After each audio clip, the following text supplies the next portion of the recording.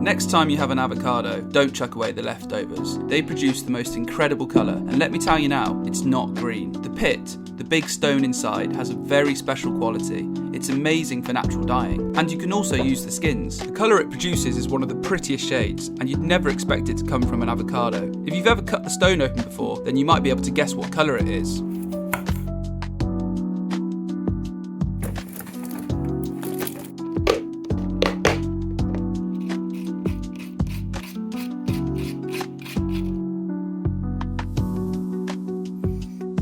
Once you've cleaned them up, have a closer look at the pits and you'll see a hint of the colour to come. We left it for half an hour. Look how it oxidised in the air. But that's still not quite the colour it goes when you dye with it. You won't see the true colour until you take the fabric out of the dye bath. The pits actually chop pretty easily and aren't as hard as you think.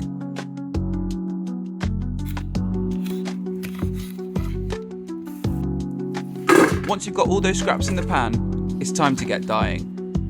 Add enough water to cover your fabric later on. Surprisingly, the amount of water won't affect the strength of the dye bath.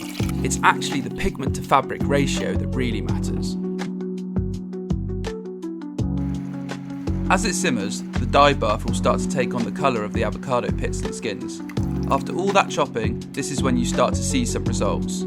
It's really satisfying to watch it develop. The dye bath is starting to look orange, but don't be fooled into thinking that this will be the final colour of the fabric. It doesn't actually produce an orange dye.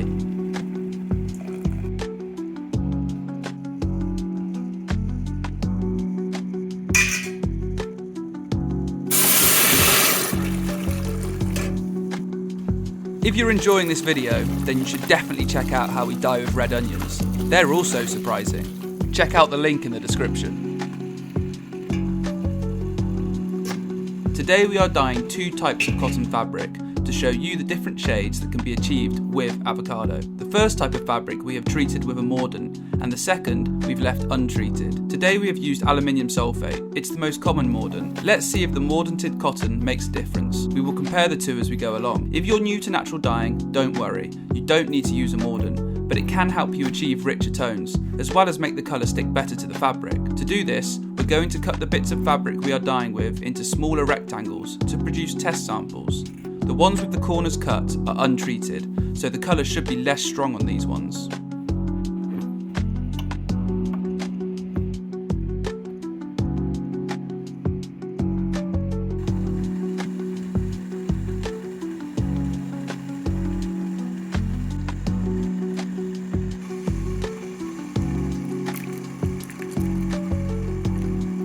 We have set a timer as we will be taking the fabric samples out at different intervals to see how the colour develops.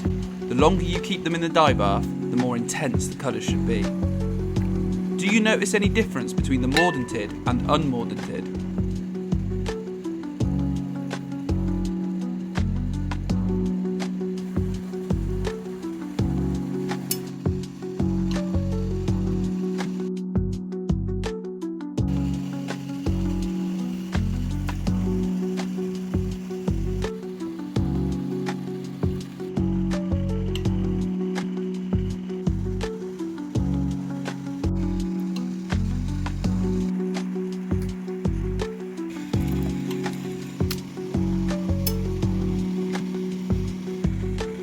You can see that it's actually dyeing the fabric a beautiful peachy pink colour.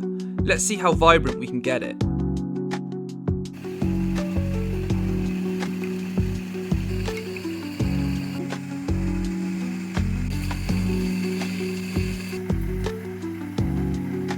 We've only left it for an hour so far, but just wait to see what it looks like when we leave it overnight.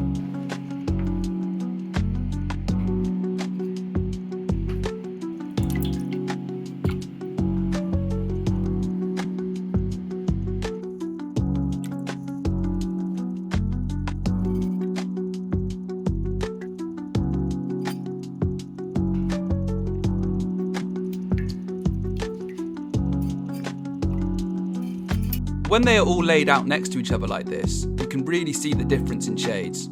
Which one's your favourite?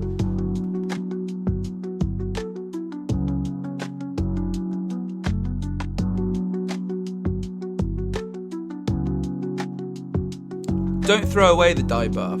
You can can actually store it in sealable jars and use it again another time.